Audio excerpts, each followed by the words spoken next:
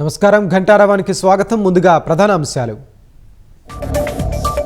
వల్లభనేని వంశీకి 3 రోజుల కస్టడీ. ఉదయం 10 నుంచి సాయంత్రం 5 గంటల వరకు విచారించాలని ఆదేశం.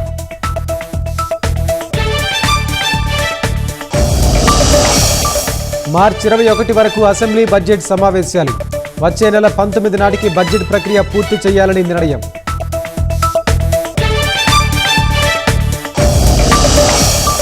ఎనిమిది నెలల్లో రాష్ట్రం గణనీయమైన పురోగతి.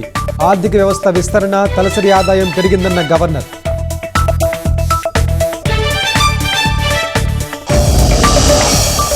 ఈ 5 ఏళ్లు ప్రతిపక్ష హోదా రాదని వైసీపీ మానసికంగా ఫిక్స్ అవ్వాలి. గవర్నర్ ప్రసంగాన్ని అడ్డుకోవాలనుకోవడం హేయమన్న పవన్.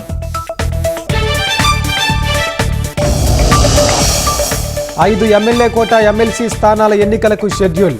మార్చి 3న నోటిఫికేషన్, 20న పోలింగ్.